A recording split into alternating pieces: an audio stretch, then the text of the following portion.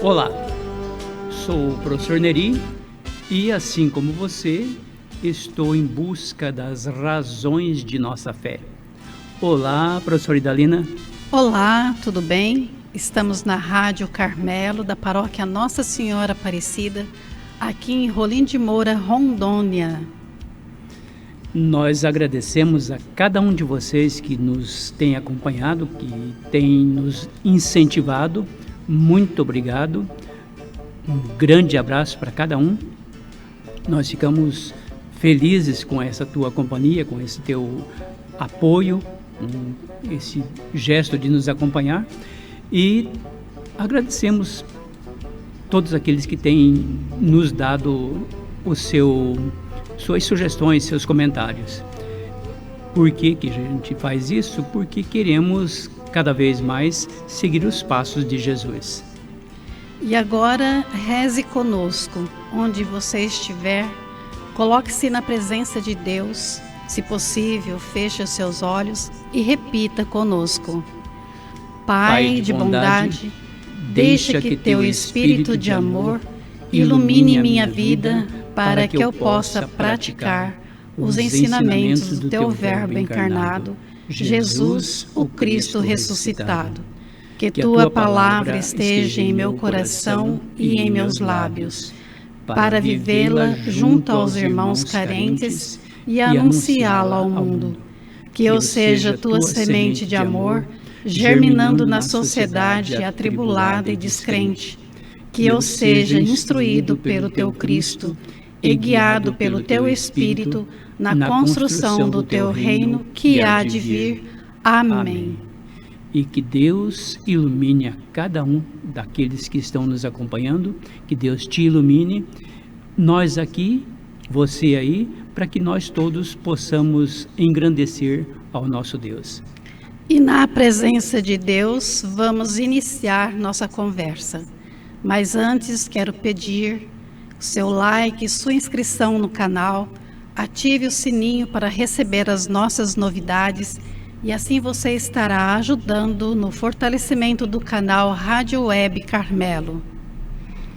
E não se esqueça, faça o seu comentário, compartilhe com os teus amigos, com os teus conhecidos, nos grupos, e se tiver alguma dúvida, pode nos procurar.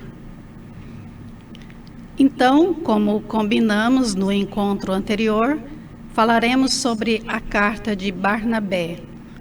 Esta carta também é um documento importante dos primeiros tempos da nossa igreja. E também é importante para você que deseja entender e aprender sobre a igreja e o cristianismo. E assim como você, nós também estamos aqui em busca das razões da nossa fé. E nessa busca, hoje falaremos sobre as cartas de Barnabé, mas primeiro precisamos saber quem foi Barnabé. Será que ele existiu mesmo? Então, Neri, é com você. Pois é, até parece que estamos brincando, né? Mas também sobre Barnabé nós temos muito poucas informações. A gente já disse isso sobre a Didaquê e outros documentos, né? Mas não temos então sobre Barnabé muitas informações. Já houve época que se pensava que esse personagem, Barnabé, fosse um companheiro de Paulo. Aliás, Paulo menciona Barnabé em suas cartas e nos Atos dos Apóstolos aparece também Paulo sendo acompanhado por Barnabé. Mas não se tem certeza não dá para ter certeza, e aliás os pesquisadores atuais nos dizem que seguramente o autor da carta de Barnabé não é o companheiro de Paulo. E essa suposição de que fosse o companheiro de Paulo vem de Clemente de Alexandria, um autor de documentos importantes também, um Clemente de Alexandria, que não vamos confundir com o Clemente de Roma, que a gente já comentou aqui. Também Orígenes, outro personagem importante da patrística, fala sobre o Barnabé, sobre a carta de Barnabé, mas não dá muitos detalhes. Os pesquisadores já descartaram seguramente que essa possibilidade de que o texto fosse originário, então, do Barnabé, companheiro de Paulo.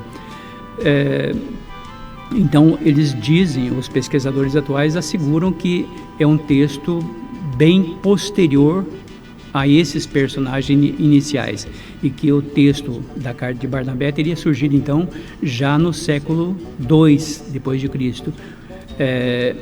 Por que eles dizem isso? Porque ele faz referência à destruição do templo de Jerusalém, e a destruição do templo aconteceu no ano 70, e a carta menciona eventos posteriores a isso, então. Então, por esse motivo, se supõe que esse Barnabé, com certeza, não é o companheiro de Paulo. A carta foi escrita bem depois, e então não temos muitas informações. Pode ter sido uma pessoa que foi, por exemplo, discípulo de Barnabé, que foi companheiro de Paulo, e depois de algum tempo, talvez até depois da morte de Barnabé, tenha escrito essa carta, esses comentários, e atribuiu o seu escrito a Barnabé, como era costume fazer naquela época. Não foi Barnabé, então, quem escreveu a carta? E a pessoa quem escreveu, que não se sabe quem foi, usou o nome dele. Então, Barnabé possivelmente era um homem influente, né? De destaque. E esse escrito, Neri, é possível definir quando surgiu, em que época foi escrito? Como a gente estava dizendo, né?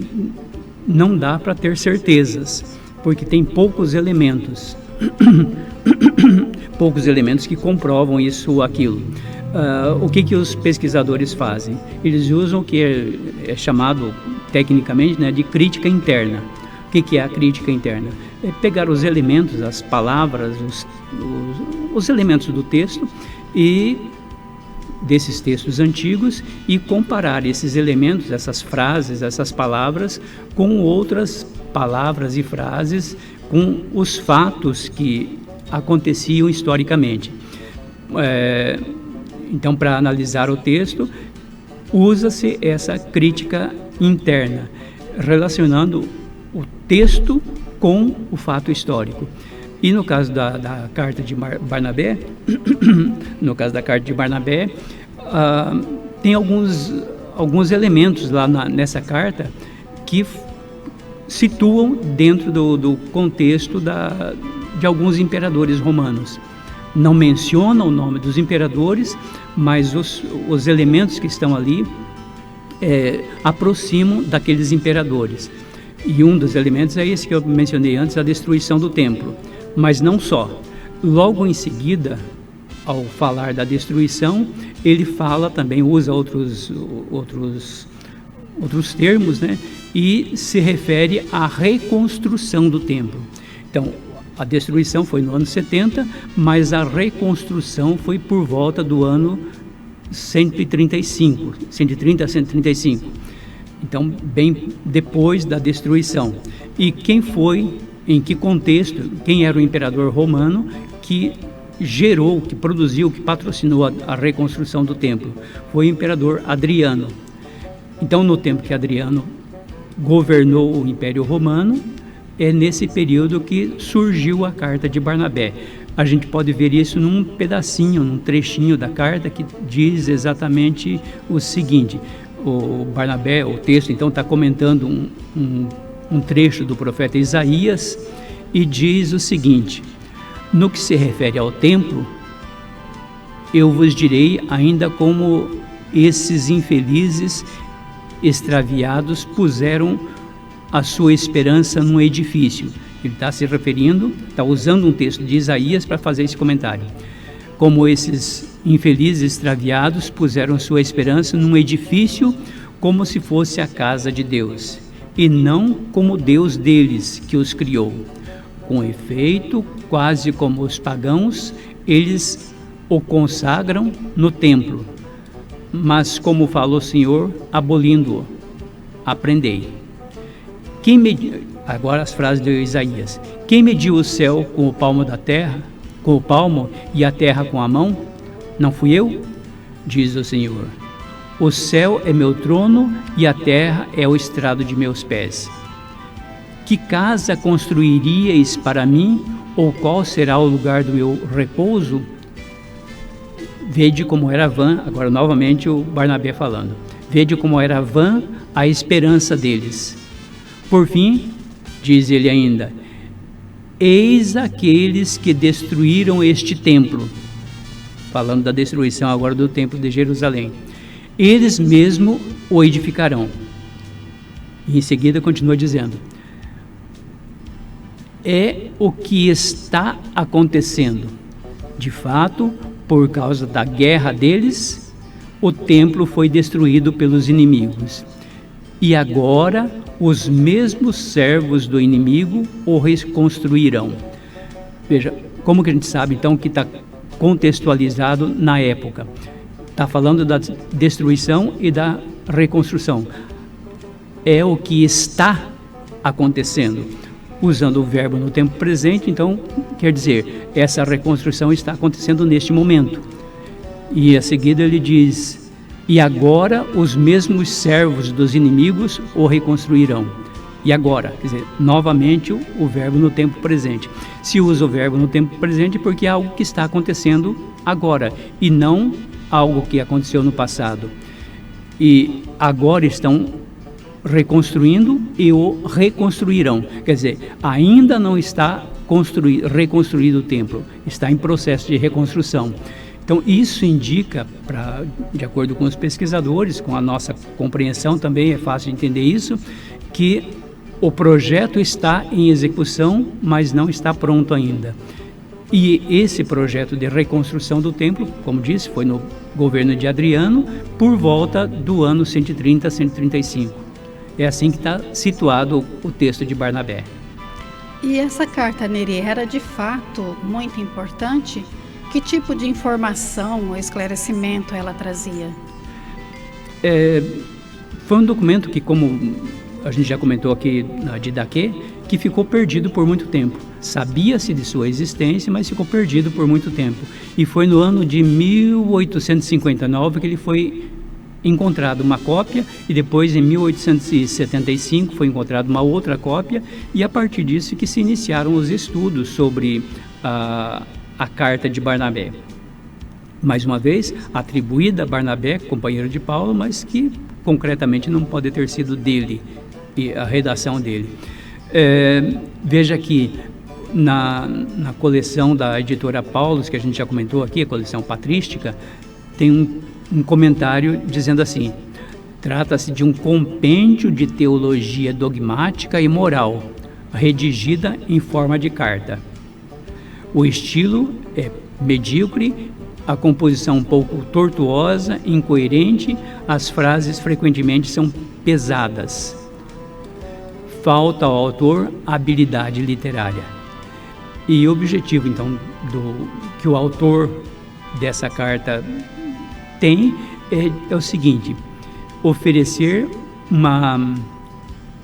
diz assim, pensei, no capítulo 1, versículo 5 a 6, pensei que eu, como me propusesse em participar-vos aquilo que recebi, eu teria a recompensa por ter servido a Espírito como os vossos. Esforcei-me então para vos ensinar, vos enviar em poucas linhas, para que além de vossa fé tenhais também o conhecimento perfeito. E qual é esse conhecimento perfeito? Seguir os ensinamentos de Jesus. Quais são esses ensinamentos de Jesus? Ele sintetiza aqui em 3 pontos. O ensinamento do Senhor são 3.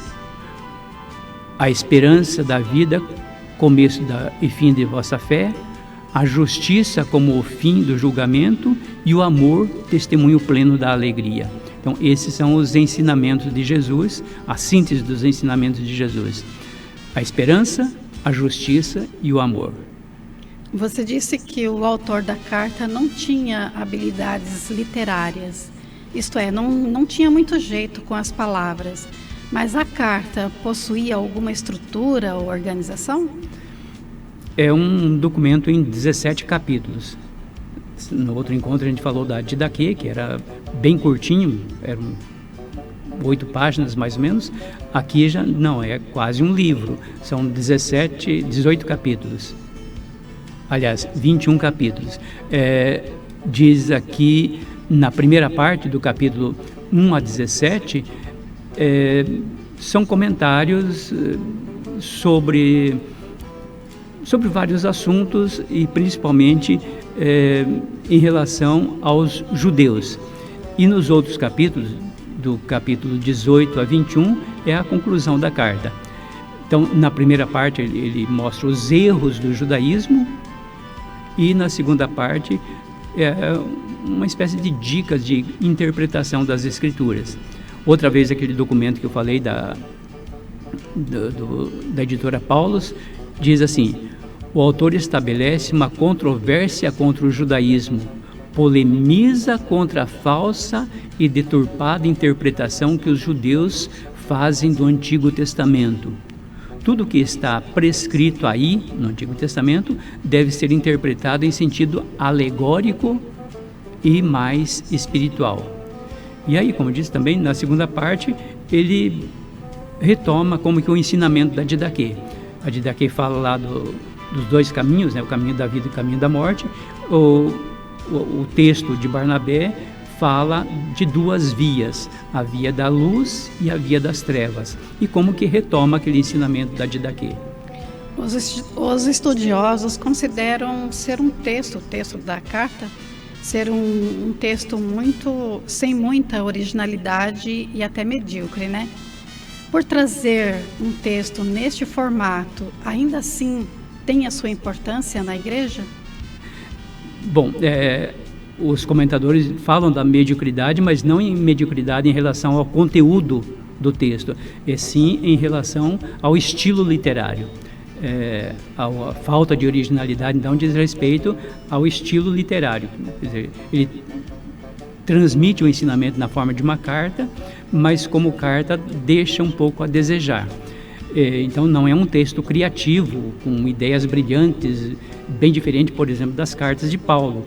Paulo, quando escreve, você pode acompanhar, pega a tua Bíblia lá e veja as cartas de Paulo, são cartas bonitas, bem escritas, meio poético até. Não é o caso de Barnabé, é um texto pobre literariamente, mas que tem importância porque ele apresenta novidades em relação a como agir de forma cristã. Então ele apresenta algumas inovações na exegese e na cristologia também. Na exegese, ele, como li um pouquinho antes ali, ele se contrapõe aos judeus, porque os judeus, na visão dele, na forma como ele apresenta, deturparam o Antigo Testamento. E na cristologia, ele mostra que Jesus está sempre junto do Pai, sempre esteve junto do Pai, e é com o Pai que Jesus, junto com o Pai, é que gera a criação. Então a criação é resultado da ação do Pai e do Filho, na postura então de Barnabé. Dê um exemplo para a gente de exegese e cristologia. Vamos ver o seguinte, no texto lá de Barnabé, da carta de Barnabé, ele comenta o texto de Isaías 1, 10 a 20. No livro de Isaías, capítulo 1, versículos 10 a 20. Então, no comentário dele, ele faz esse comentário sobre Isaías, direcionando esse comentário para Jesus Cristo. Então ele diz o seguinte: de fato, foi-nos mostrado mediante todos os profetas que Deus não tem necessidade de sacrifícios, nem de holocaustos, e nem de ofertas. Em certa ocasião, ele diz, e agora ele repete Isaías: que me importa a multidão de vossos sacrifícios, diz o Senhor. Estou farto dos holocaustos de carneiros e da gordura dos cordeiros. Não sangue de touros e de bodes, e nem que venhais vos apresentar diante de mim. Quem pediu essas coisas de vossas mãos? Não continueis a pisar em meu átrio. Se ofereceis flor de farinha, é em vão. Vosso incenso para mim é abominação. Não suporto vossas neomênias e vossos sábados. E aí ele continua comentando esse trechinho de Isaías. Ele diz, ele rejeitou essas coisas, quer dizer, Deus rejeitou esse sacrifício dos judeus, para que a lei nova de nosso Senhor Jesus Cristo, que é sem julgo da necessidade, não precise de oferta preparada por homens. Então, recusa as antigas ofertas. Por quê? Porque Jesus é a própria oferenda, não feita por mãos humanas, mas o próprio Jesus se oferece. Então, ele reinterpreta as Escrituras de forma, como disse antes, de forma alegórica, mostrando que as Escrituras se cumprem na pessoa de Jesus Cristo. E da cristologia, isso em relação à exegese, né? Ele extrai de dentro das Escrituras aquilo que se relaciona a Jesus. E a cristologia, ele mostra que Jesus é aquele que julga e veio para salvar.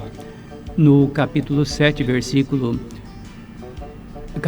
versículo 7, diz assim: a fim de cumprir a promessa feita aos pais e prepararam para si um povo novo e demonstrar durante a sua estada na terra que era ele mesmo que julgaria depois de ter realizado a ressurreição.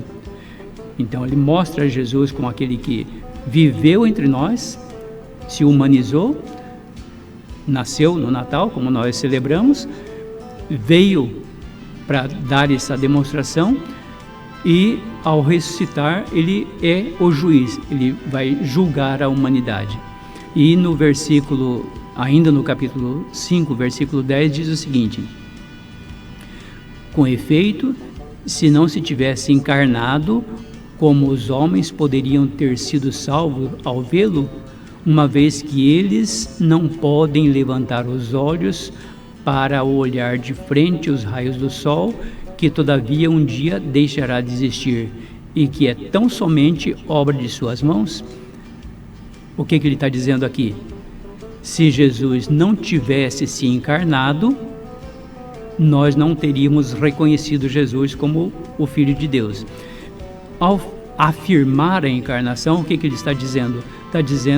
Está se contrapondo a algumas heresias que já estão acontecendo de negar a humanidade de Jesus. E aqui então ele reforça essa humanidade ao dizer: se não tivesse se encarnado, como os homens poderiam tê-lo conhecido? E esses são pequenos, brevíssimos comentários sobre a carta de Barnabé. Vamos fazer um pequeno intervalo, um pequeno descanso, voltamos em seguida.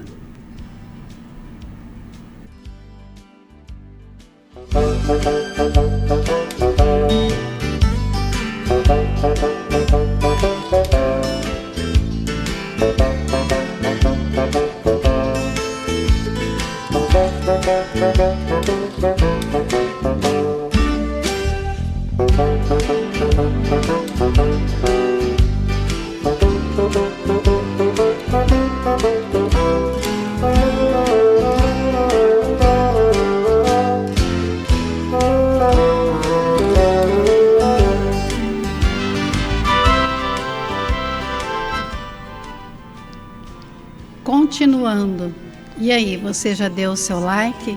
Já ativou o sininho?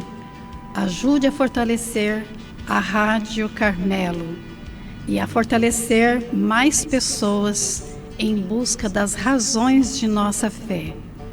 Veremos agora algumas coisas sobre Pápias. Quem é esse personagem, Neri? Mais uma vez a gente está diante de um personagem sobre o qual temos poucas informações. Como disse no início, né? Até parece brincadeira. A gente traz um monte de gente aqui, fala sobre elas, mas o que nós sabemos sobre elas? Aquilo que os autores antigos nos trouxeram. E até um pequeno comentário no início dessa nossa jornada aqui, foi feita a pergunta: todos os pais da igreja viraram santos? Não pela sabedoria da igreja. Com certeza são santos, mas a igreja não diz santo Papias, por exemplo, ou Pápias, porque não se conhece muita coisa sobre ele. Então, se não conhece muita coisa sobre ele, como dizer se foi mesmo um personagem modelar a ser seguido? Então, Pápias é um desses personagens, como a gente viu antes de Barnabé. Sabemos apenas que viveu por volta do ano 70 até mais ou menos o ano 140.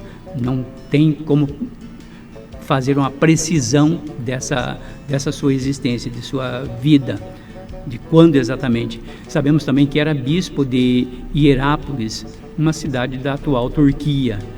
Ele foi contemporâneo a Inácio, Santo Inácio de Antioquia, e a São Policarpo, que nós já comentamos aqui, e teria sido discípulo de João.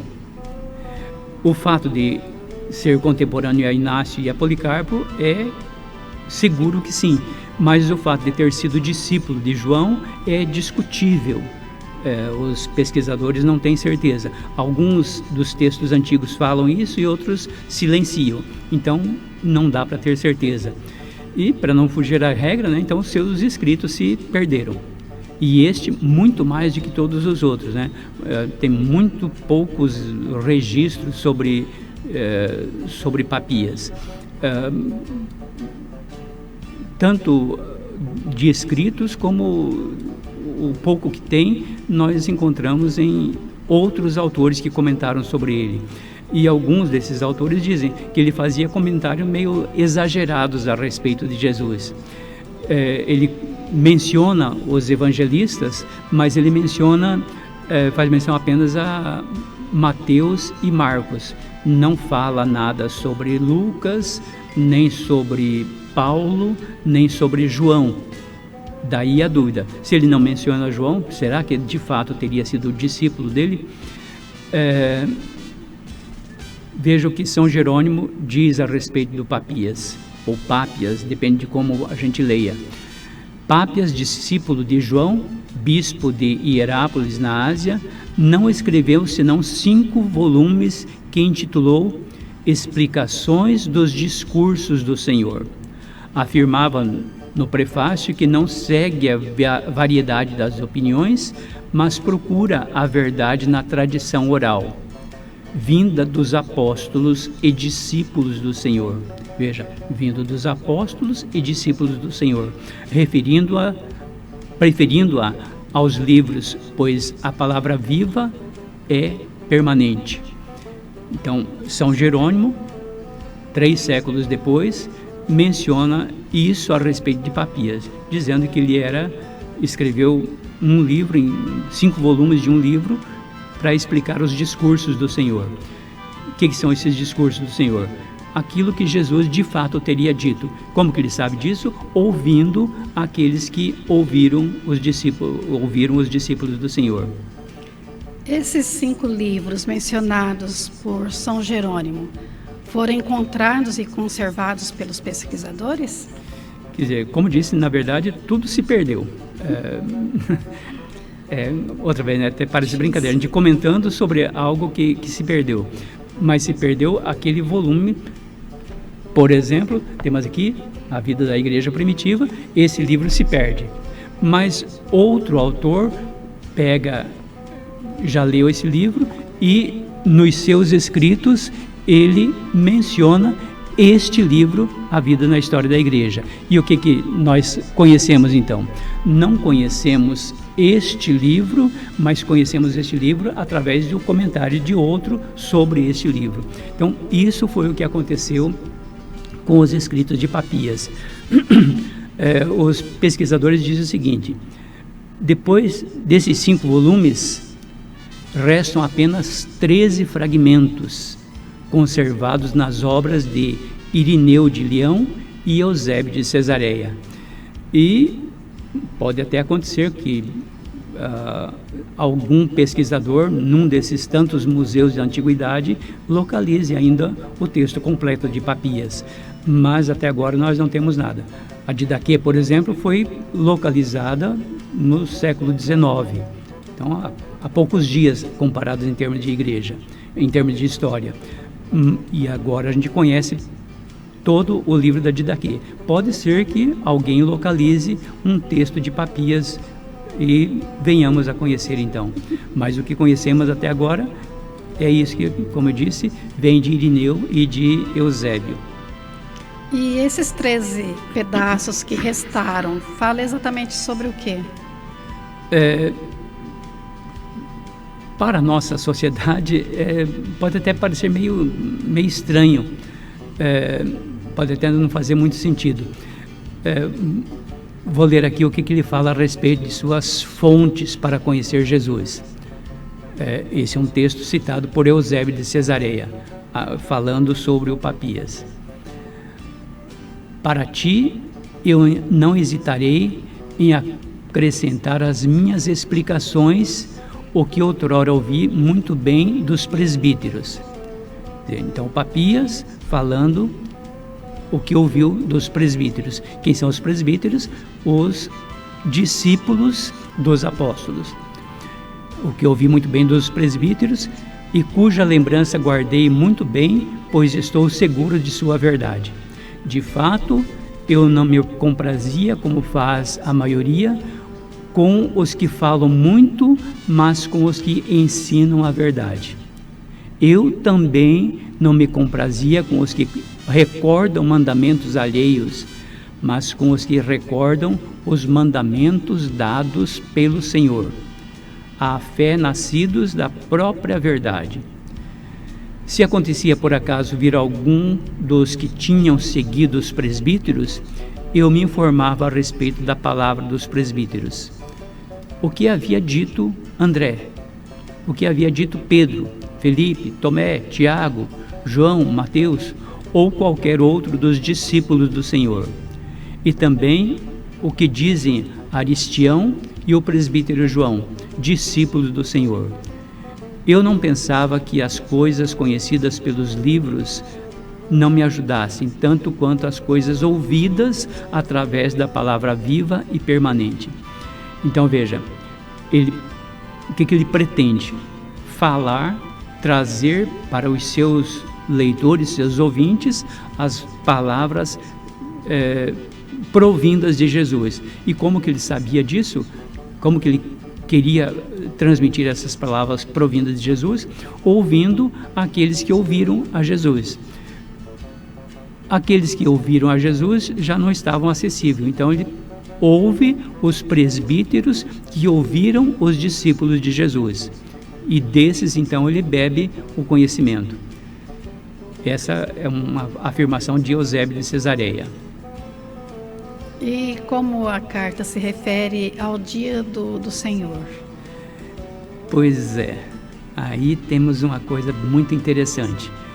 Nos primeiros tempos do cristianismo, se acreditava, pelo menos um grupo pensava na vinda quase que imediata de Jesus, no retorno quase imediato de Jesus. Então, sobre o dia de Jesus, do Senhor, que é uma figura, uma construção já do Antigo Testamento, que depois é repetida no Apocalipse, o texto de Papias sobre a vinda do Senhor está lá em Irineu de Leão, ele que resgata esse texto, esse breve texto de Papias sobre a vinda do Senhor. O que é a vinda do Senhor? o retorno de Jesus, ou seja, o retorno glorioso de Jesus. Hoje a gente usa a palavra parousia para dizer da vinda de Jesus. Então, o que o Santo Irineu fala sobre qual é o texto que Santo Irineu traz de Papias? Diz assim: quando também a criação renovada e liberta frutificar profusamente todo tipo de comida, graças ao orvalho do céu e à fertilidade da terra, de modo que recordam os anciãos que viram João, discípulo do Senhor, ouvindo da maneira como o Senhor ensinava a respeito dos tempos vindouros. Então ele está se referindo àquilo que as pessoas diziam que ouviram do Senhor Jesus, e está pegando as palavras de João. E diz o seguinte: haverá dias, isso teriam sido palavras ditas por Jesus, transmitidas a ele por João, pelos discípulos de João. Haverá dias em que nascerão vinhas que terão cada uma 10.000 videiras. Cada videira terá 10.000 ramos, e cada ramo terá 1.000 ramos. Cada ramo terá 10.000 cachos, e cada cacho terá 10.000 grãos, e cada bago espremido dará 25 metradas de vinho. Quando um dos santos pegar um cacho de uva, o outro gritará: pega-me, porque eu sou melhor, e por meio de mim bendize ao Senhor. Do mesmo modo, um grão de trigo dará 10.000 espigas, e cada espiga terá 10.000 grãos. Cada grão terá 10.000 libras de farinha branca. Também os outros frutos, sementes e ervas produzirão nessa mesma proporção. Todos os animais que se nutrem desses alimentos que recebem da terra se tornarão pacíficos e viverão harmoniosamente entre si. Eles se submeterão aos homens sem qualquer relutância. Então veja, os exageros aqui da literatura. A videira, 10.000 ramos, cada ramo terá 10.000 cachos, e cada cacho 10.000 uvas, e assim por diante. Um grão de trigo dará 10.000 espigas, e cada espiga terá 10.000 grãos, e assim uma farta produção. Isso seria, de forma metafórica, de forma alegórica, o retorno do Senhor, a beleza da produção, a grandiosidade da natureza, não mais com problemas, não mais com sofrimentos, e toda a criação.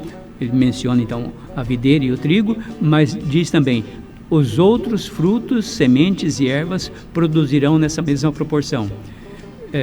Outra vez, de forma alegórica, dizendo a beleza e a grandiosidade que será então o retorno do Senhor nessa instalação do reino.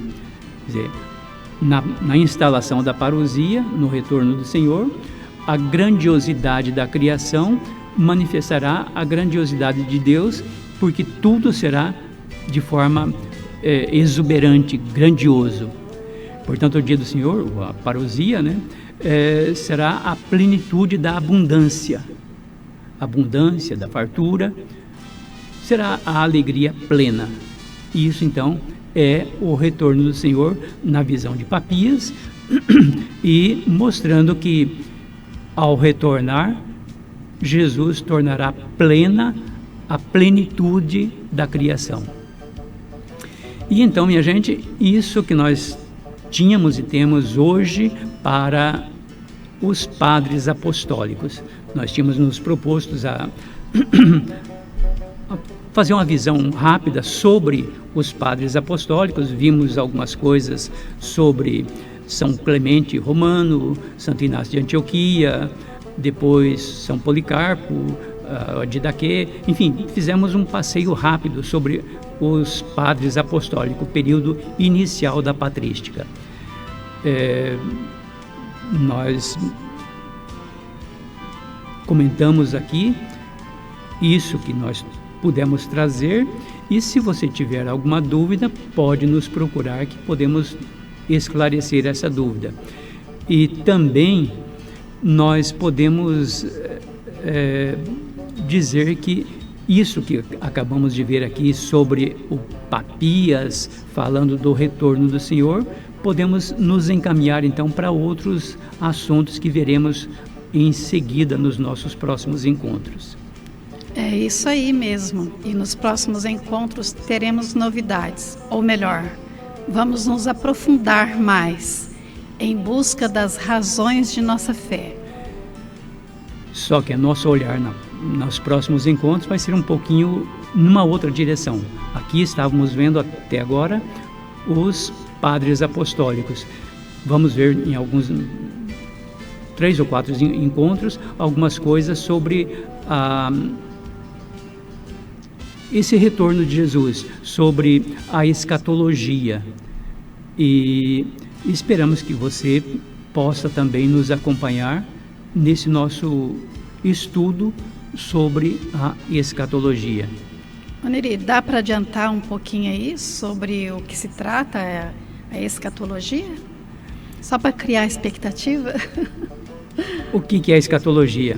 É uma palavra grega também, como não podia deixar de ser, né? E que vai tratar dos últimos acontecimentos. Um dos temas da escatologia é justamente a parousia, o retorno de Jesus. O que mais que se trata no estudo da escatologia? A vida após a morte, ou vida para além da morte, como dizem alguns teólogos. Céu e inferno, a graça salvadora, a vida, como que será a vida depois da morte. Enfim, é a concretização da esperança cristã, como que a fé cristã vê a continuação da nossa vida aqui neste mundo. E é isso que a gente pretende ver, então, nos próximos nossos encontros. Esses nossos comentários aqui sobre os padres apostólicos, a gente pretende, daqui mais uns dias, reformulá-los e deixá-los à disposição na forma de um e-book. O que é um e-book? É um livro eletrônico e vamos deixar aqui à disposição de vocês para acessar e ler e continuar os estudos. Não vai custar nada. E esperamos que isso também ajude a melhorar, aprofundar os conhecimentos. Por quê? Porque nós queremos buscar e aprofundar os nossos conhecimentos sobre as razões de nossa fé. E como você viu, a partir de hoje, da semana passada já, nosso encontro está sendo às 11h30. Avise os amigos, avise os colegas, difunda esse nosso novo horário. E agora, um grande abraço, fique com Deus, até a próxima quarta-feira, né, Idalina? Todas as quarta-feiras, 11h30. Até a semana que vem e tchau.